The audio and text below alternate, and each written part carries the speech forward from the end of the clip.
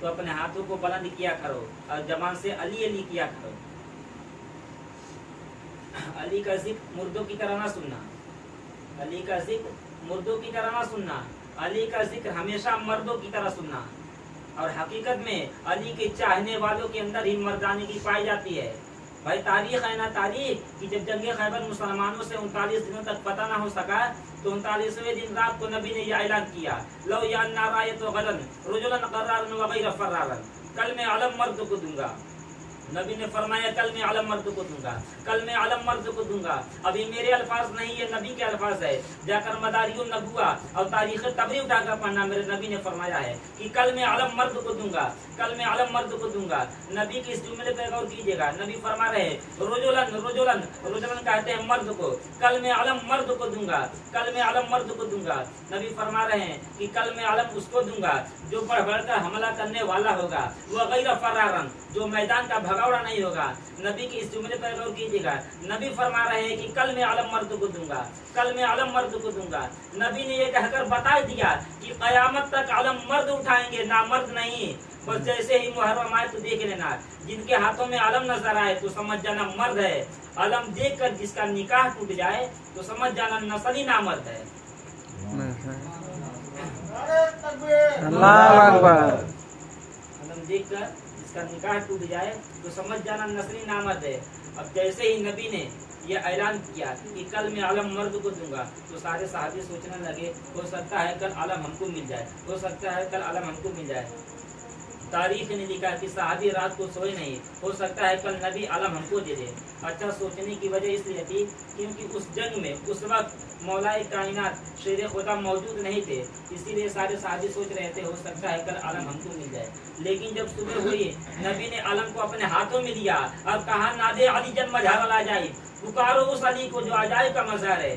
जैसे ही नबी की आवाज अली के कानों में गई, अली ने सलमान से कहा, सलमान मेरे घोड़े को तैयार कर, सलमान मेरे घोड़े को तैयार कर, मेरा आका मुझे पुकार रहा है। सलमान कहने लगे, मौला खैबर को जाए तो कैसे जाए, जबकि मदीने से खैबर का फासला कई मीलों तक का है। एक मरतबा मौलाए कायनात शेर खुदा ने सलमान के चेहरे को देखा और मुस्कुरा कर कहा, सलमान मेरा दामन पकड़ना तेरा काम, मेरा दामन पकड़ना तेरा काम, तुझे खैबर तक पहुंचाना मेरा काम। अब आइए मैं आपको बताऊं मकाम सैयदा क्या है, क्या मकाम है मकाम सैयदा, मैं आपको बताऊं।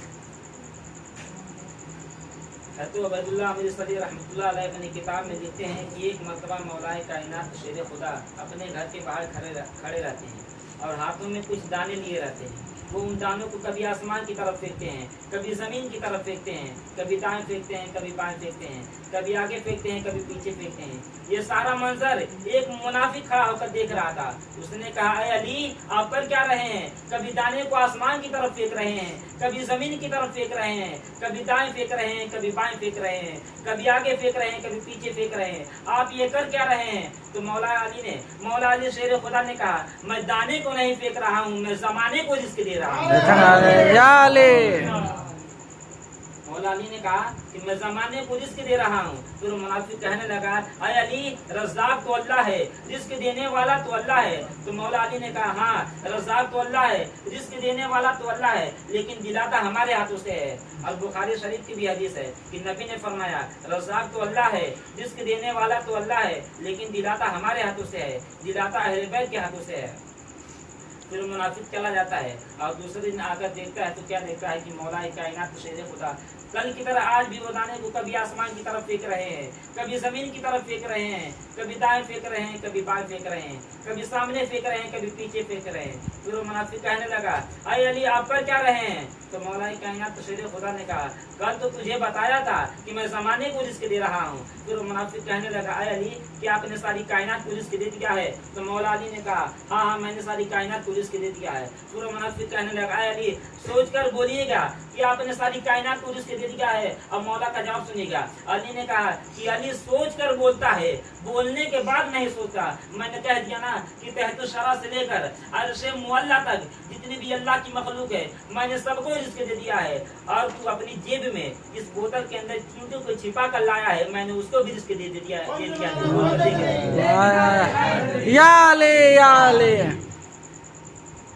तू जिस जेब में बोतल के अंदर चींटी को छिपा कर लाया है, मैंने उसको भी रिस्क दे दिया है। तो बोल कर देख रहे, जैसे ही मुनाफिक सुनता है अपनी जेब से बोतल को निकालता है और खोल कर देखता है तो क्या देखता है कि चींटी के मुंह में भी दाना पड़ा हुआ है। अब मुझे एक जुमला कहने दिया जाए कि वो अली जो सारी कायनात को रोटियां दे रहा है, वो अली जो सारी कायनात को खाना दे रहा है, वो अली जो सारी कायनात को भोजन दे रहा है, वही अली जब चल को घर के आता था तो कहता था सैयदा जरा मुझे खाना देना, फातिमा जरा मुझे खाना देना। ये मकाम है, मकाम है सैयदा। ये सारी कायनात को रोटियां बांटने वाला, सारी कायनात को रिस्क बांटने वाला अपना खाना सैयदा से मांग रहा है। आज जमाने वाले मजहब इस्लाम पे इल्ज़ाम लगाते हैं कि मजहब इस्लाम ने औरतों को वो मकाम नहीं दिया, और मुसलमानों को ताना मारते हैं कि मजहब इस्लाम ने औरतों को वो मकाम नहीं दिया जो उन्हें मिलना चाहिए था। और हकीकत तो ये है कि मजहब इस्लाम ने औरतों को जो मकाम दिया है वो मकाम किसी और मजहब ने नहीं दिया है। आइए देखते हैं पहले औरतों का मकाम क्या था। पहले औरत जब पैदा होती थी तो उसको पैदा करने वाला खुद उसका ही बाप अपनी ही बेटी को मनहूस समझता था और उसे अपने हाथों से जिंदा जमीन में दफन कर देता था। और एक कबीला दूसरे कबीले पे हमला करता था तो पहला कबीला दूसरे कबीले की लड़कियों को अपने लिए हलाल समझता था और उनसे अय्याशिया किया करता था। और ये रिवाज हिंदुस्तान में था कि जब किसी औरत का शौहर मर जाता था तो उस शौहर के पिता के साथ उस औरत को भी जिंदा जला दिया जाता था। ये रिवाज हिंदुस्तान में था, यानी औरत मनहूस समझी जा रही थी, अय्याशी का सामान समझी जा रही थी। इस भयानक माहौल में मजहब इस्लाम ने औरतों को जो मकाम दिया है वो मकाम किसी और मजहब ने नहीं दिया है। और याद रखिएगा, दुनिया की कोई किसी भी मजहब की कोई औरत हो, हर औरतों को 3 मंजिलों से गुजरना पड़ता है। पहली मंजिल जब वो किसी की बेटी बनती है, दूसरी मंजिल बीवी बनना, तीसरी मंजिल माँ बनना। इन 3 मंजिलों से दुनिया की तमाम औरतों को गुजरना पड़ता है। और इन्हीं 3 मंजिलों से सैयदा माँ फातिमा खातून जन्नत को भी इन 3 मंजिलों से गुजरना पड़ा। लेकिन दुनिया की तमाम औरतें और सैयदा की अजमत एक तरफ, तो सैयदा के कदमों की धूल की कोई बराबरी नहीं कर सकता। इसलिए कायनात है गुलाम, सैयदा है आका। तो दुनिया की तमाम औरतें जब किसी की बेटी बनी तो मज़हब इस्लाम ने कहा कि बेटी अपने बाप के लिए रहमत। वही बेटी जब किसी की बीवी बनी तो मज़हब इस्लाम ने कहा बीवी अपने शौहर का आधा ईमान हुआ करती है। फिर वही बीवी जब किसी की माँ बनी तो मेरे नबी ने फरमाया कि माँ के कदमों के नीचे उसके औलाद की जन्नत। तो दुनिया की तमाम औरतें जब किसी की बेटी बनी तो अपने गुनहगार बाप के लिए रहमत बनी।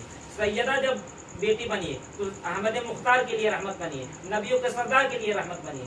सैयदा जब बेटी बनी तो उसके लिए रहमत बनी जो खुद सारे आलम के लिए रहमत बनकर आया है, जिसके लिए अल्लाह कुरान में फरमा रहा है वमा अरसलनाका इल्ला रहमतल लिल आलमीन, यानी ऐ महबूब हमने आपको सारे आलम के लिए रहमत बनाकर भेजा है।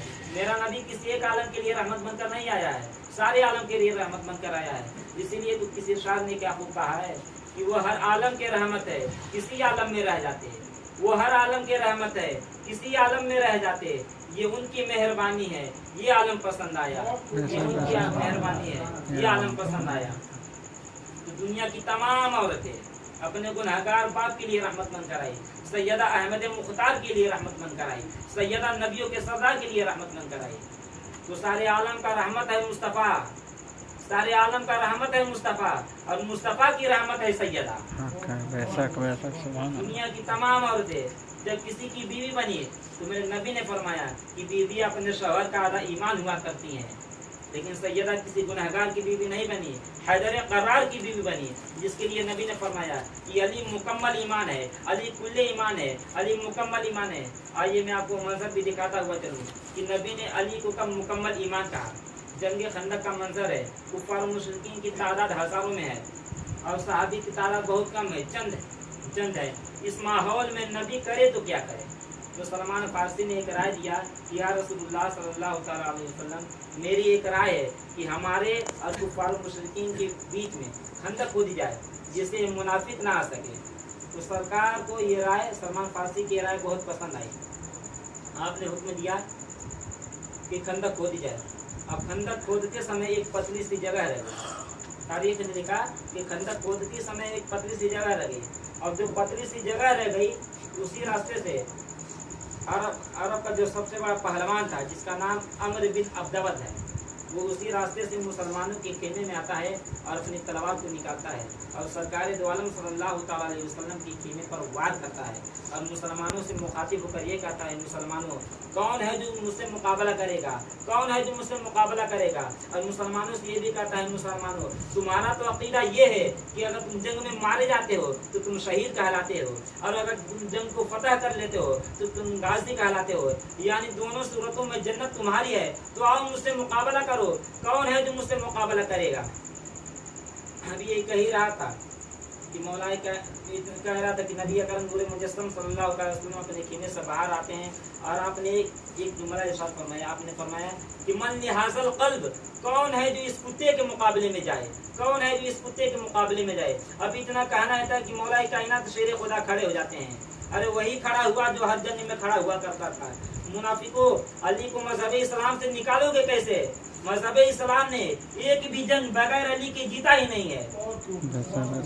इस जंग में अली ना हो वो जंग कभी फतह हुई नहीं। हर जंग में अली थे, हर जंग उन्हीं की वजह से फतह हुआ है।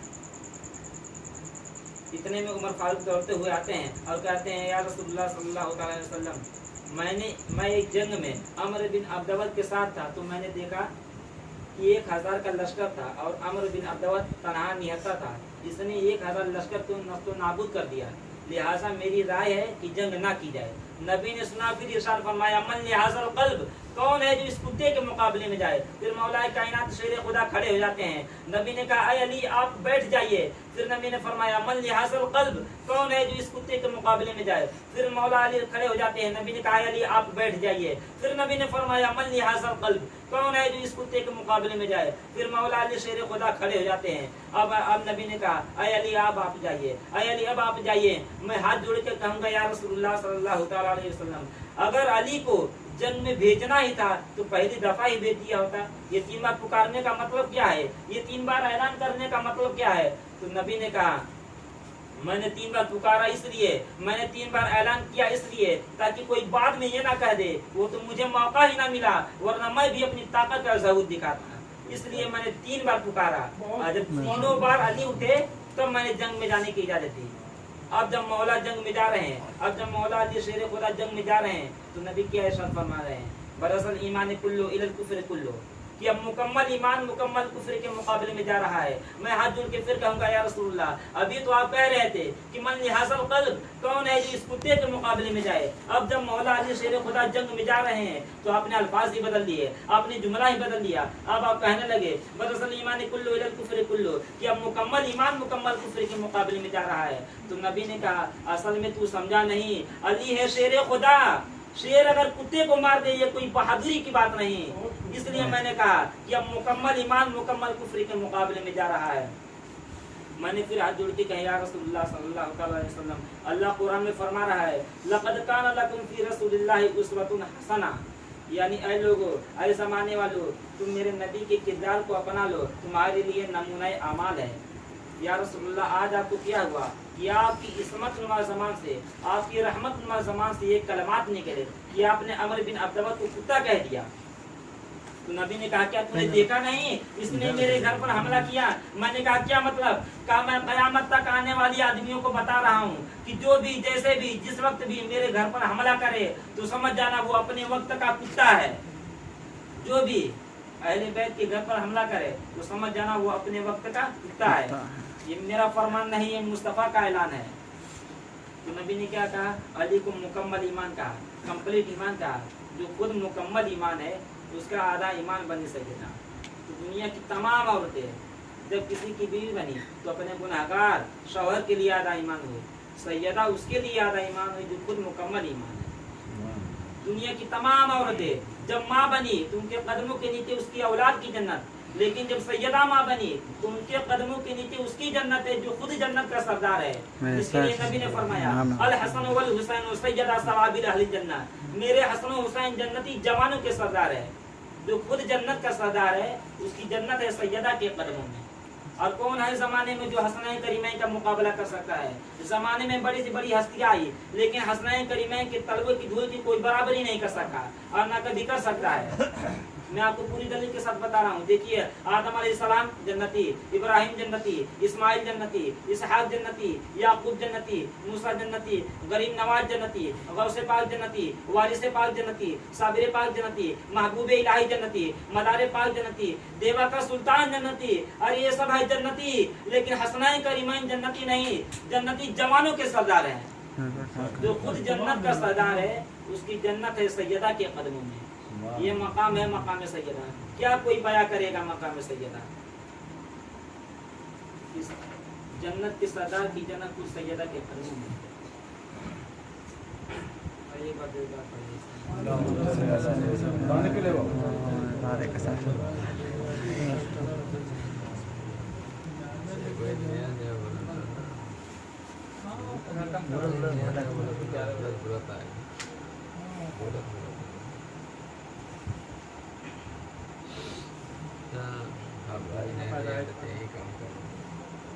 खुद जन्नत का सरदार है उसकी जन्नत है सैयदा के कदमों में। ये मकाम है मकाम सैयदा।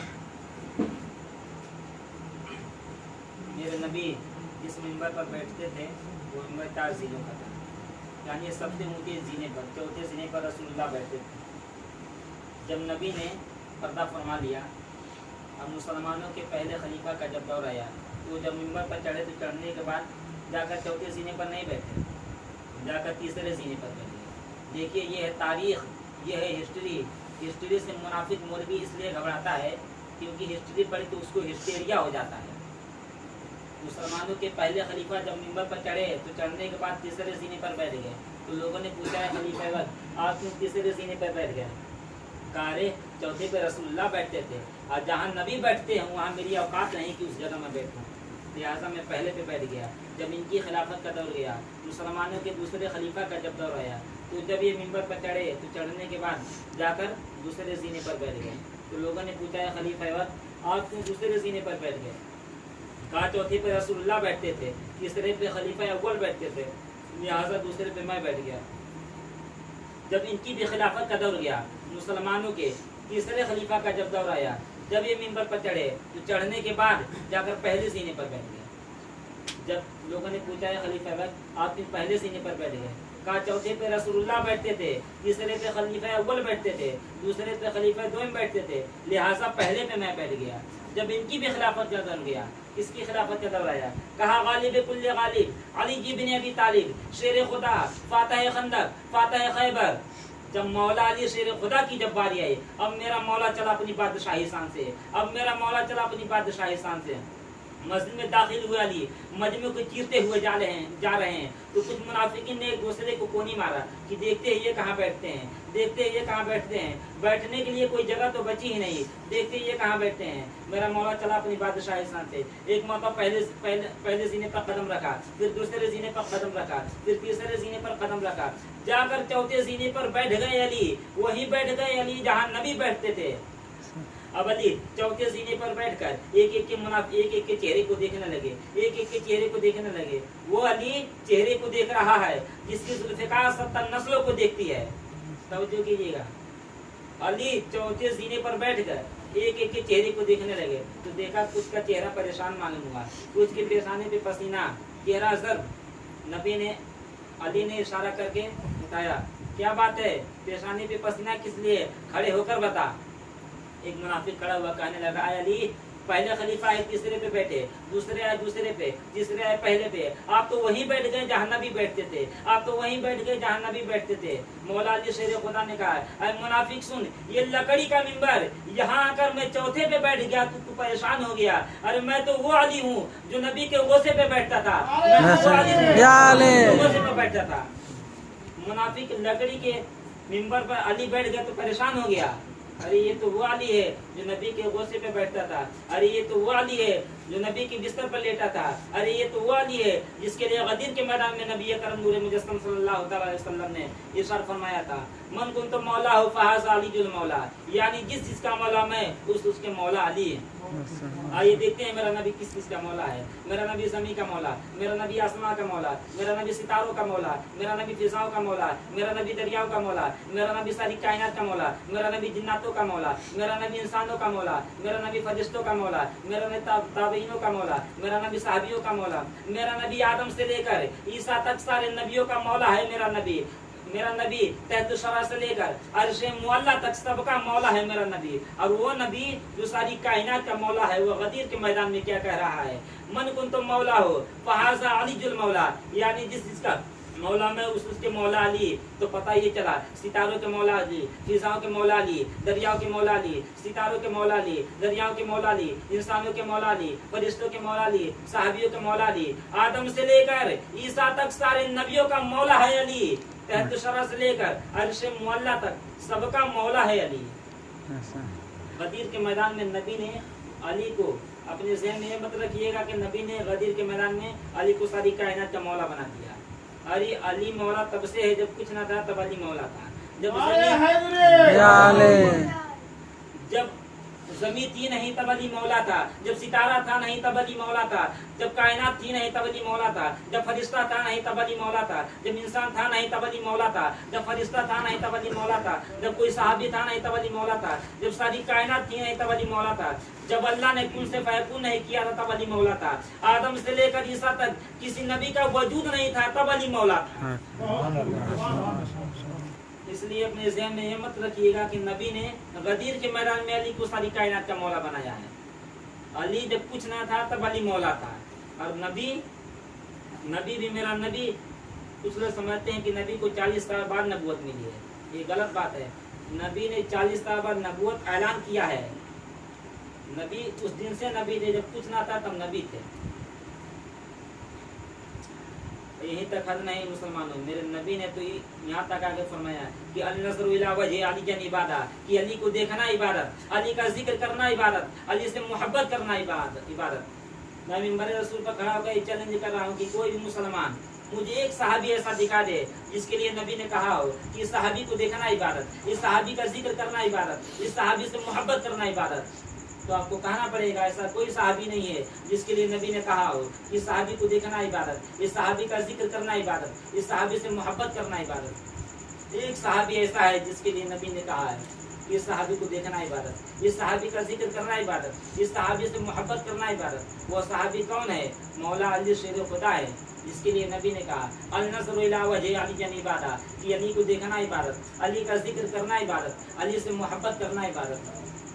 अच्छा, नबी ने ये नहीं कहा कि अली को देखना सवाब है, अली का जिक्र करना सवाब है, अली से मोहब्बत करना सवाब है। इसलिए कि सवाब और इबादत में बहुत फ़र्क है। आइए मैं आपको बता दूं सवाब और इबादत में क्या फ़र्क है। हम अगर किसी गरीब की मदद करते हैं तो ये है सवाब। आप सभी को मालूम है, अगर हम किसी गरीब बच्ची की शादी कराते हैं तो हमें एक हज का सवाब मिलता है, हमें एक हज का सवाब मिलता है। एक हज होता नहीं, एक हज का सवाब मिलता है। इसलिए कि हज है इबादत, लेकिन नमाज पढ़ना है इबादत, रोज़ा रखना है इबादत, हज करना है इबादत, ज़कात देना है इबादत। उसी तरह अली से मोहब्बत करना है इबादत, अली का जिक्र करना है इबादत, अली से मोहब्बत करना है इबादत। तो नमाज पढ़ना भी इबादत है, नमाज पढ़ना भी इबादत है, अली का जिक्र करना भी इबादत है, अली को देखना भी इबादत है, हज करना भी इबादत है, अली से मोहब्बत करना भी इबादत है, अली का जिक्र करना इबादत है। जब दोनों इबादतें हैं तो इन दोनों इबादतों में अफजल कौन है, आला कौन है? आइए दिल थाम कर सुनिएगा, सुनिए। अली का जिक्र हो रहा है, फिर पता नहीं सुनने को मिलेगा, सुन लीजिए। दोनों इबादतें हैं, नमाज पढ़ना भी इबादत है, अली का जिक्र करना भी इबादत है, रोज़ा रखना भी इबादत है, अली से मोहब्बत करना भी इबादत है, अली का जिक्र करना भी इबादत है और हज करना भी इबादत है। जब दोनों इबादतें हैं तो दोनों इबादतों में अफजल कौन है? जब दोनों इबादतें हैं तो दोनों इबादतों में अफजल कौन है? मैं आपको बता रहा हूँ, नमाज से बड़ी इबादत अली का जिक्र करना है, हज से बड़ी इबादत अली से मोहब्बत करना है, रोजे से बड़ी इबादत अली का जिक्र करना है। आइए मैं आपको दलील के साथ बताऊंगा, ऐसे परेशान मत होइए, मैं आपको पूरी दलील के साथ बताऊंगा कैसे इबादत बड़ी है। मेरे नबी ने इरशाद फरमाया, देखिए अगर आप नमाज नहीं पढ़ते हैं तो फ़कत गुनहगार होते हैं, आप रोज़ा नहीं रखते हैं तो फ़कत गुनहगार होते हैं, आप हज नहीं करते हैं तो फ़कत गुनहगार होते हैं, आप ज़कात नहीं देते हैं तो फ़कत गुनहगार होते हैं। लेकिन अगर आप अली से मोहब्बत नहीं करते हैं तो फ़कत गुनहगार नहीं होते, आप काफिर हो जाते हैं। आइए मैं आपको नबी की हदीस से पढ़ के सुनाता हूँ। नबी ने इरशाद फरमाया, अला मम्मा तारा हुब्बी आली मोहम्मद माता ईमाना, जो मेरे अहले बैत की मोहब्बत में मरा वो ईमान पर मरा। अहले बैत है कौन, मैं आपको बता दूं। सरकार दो आलम सल्लल्लाहु तआला अलैहि वसल्लम, मौला अली शेर खुदा, माँ फातिमा खातून जन्नत, मौला हसन, मौला हुसैन, यही है पंजतन पाक, यही है अहले बैत। हम नबी फरमा रहे हैं, अला मम्मा तारा हुब्बी आली मोहम्मद माता ईमाना, जो मेरे अहले बैत की मोहब्बत में मरा वो ईमान पर मरा। फिर नबी आगे इरशाद फरमा रहे हैं, अला मम्मा ताला हुब्बी आली मोहम्मद माता मुस्तकमिल ईमान, जो मेरे अहले बैत की मोहब्बत में मरा वो मुकम्मल ईमान पर मरा। फिर नबी आगे इरशाद फरमा रहे हैं, अला मम्मा ताला हुब्बी आली मोहम्मद माता शहीदा, जो मेरे अहले बैत की मोहब्बत में मरा वो शहीद मरा। और अल्लाह कुरान में भी फरमा रहा है, वला तक़ूलू लिमन युक़्तलु फ़ी सबीलिल्लाहि अमवात, यानी जो अल्लाह की राह में कत्ल किए जाए उन्हें मुर्दा ना कहो, बल्कि वो जिंदा है, उनकी ज़िंदगी का तुम्हें शऊर नहीं। तो कुरान और हदीस से साबित हो गया कि शहीद जिंदा है। फिर हमसे मत पूछिएगा कि हम अहले बैत की बारगाह में क्यों जाते हैं, इसलिए कि जिंदा है। अजी जब इनका चाहने वाला, अहले बैत का मानने वाला जब नहीं मरता तो नऊज़ुबिल्लाह अहले बैत कैसे मर सकते हैं।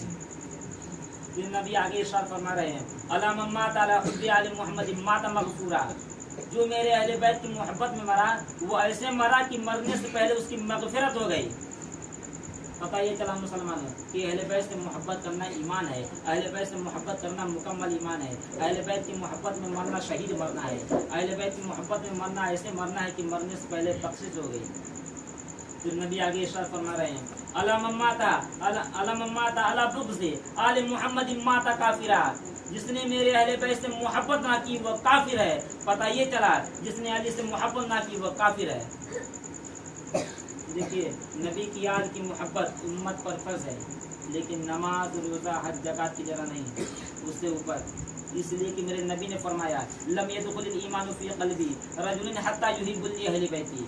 गौर से सुनिएगा, मेरे नबी ने फरमाया उस वक्त तक किसी शख्स के दिल में ईमान दाखिल ही नहीं हो सकता जब तक कि वो मेरी याद से प्यार ना कर ले।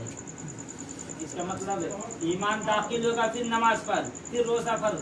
जाकर किसी भी आदमी से पूछ लेना, नमाज फर्ज होने के लिए पहली शर्त है इस्लाम। तो नमाज मुसलमानों पर फर्ज है, हिंदुओं यहूदी सिखों पर नमाज फर्ज नहीं है।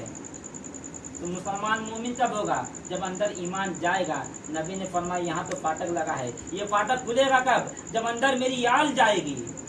इसका मतलब ये है नमाज बाद में है, रोजा बाद में है, हज बाद में है, ज़कात बाद में है, मोहम्मद की आल का प्यार पहले है। वैसा ये बात आपको सारे हज़रात बताते हैं कि नबी ने वक्ते विसाल फरमाया, अस्सलात अस्सलात, यानी नमाज नमाज।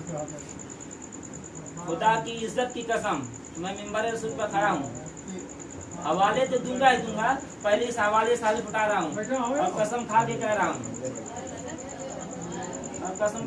हूँ कि मेरे नबी ने इतना जोर अहले बैत की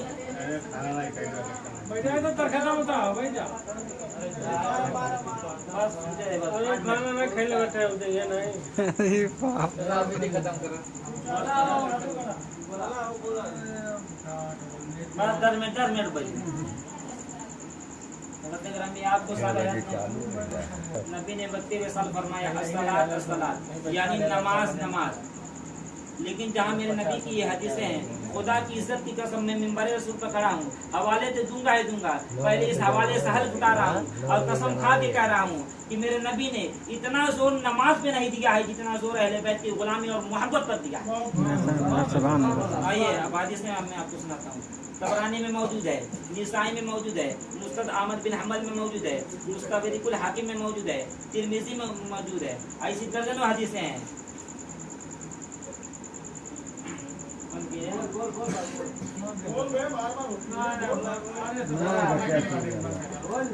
पानी पी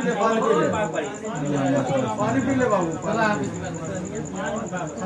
बोल बाबू। पूरा हो गया बात करने के लिए बोला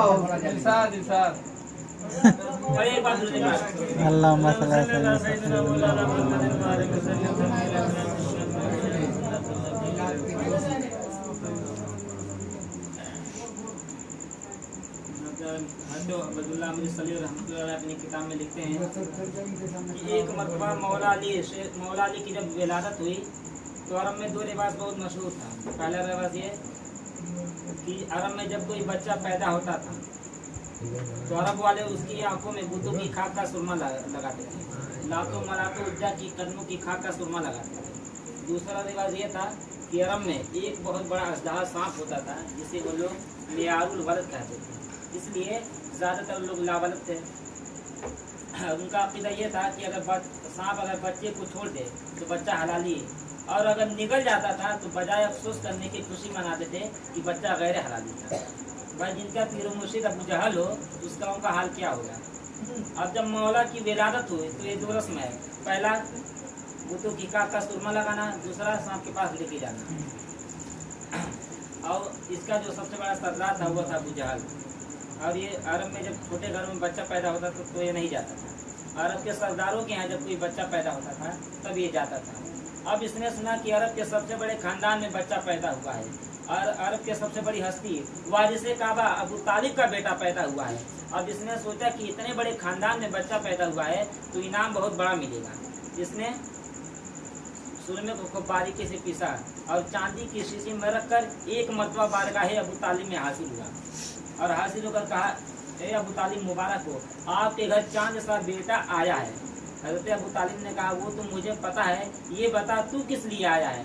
कहा, आया हूँ इसलिए, हम अरबों का ये रिवाज है कि अरब में जब कोई बच्चा पैदा होता है तो हम उसकी आंखों में बूतों की खाक का सुरमा लगाते हैं। तो हज़रत अबू तालिब ने कहा, वो तो मुझे पता है, ये बता तू किस लिए आया है। कहा, आया हूँ इसलिए ताकि आपके बेटे अली की आंखों में बूतों की खाक का सुरमा लगाऊं, इसलिए आपसे इजाजत चाहता हूँ। एक मरतबा हज़रत अबू तालिब ने जलाल के आलम में अबू जहल के चेहरे को देखा और देखकर कहा, वो अबू जहल, बेटा तो मेरा है, जानशीन मोहम्मद का है, अगर इजाजत चाहिए तो मेरे भतीजे मोहम्मद से मांग।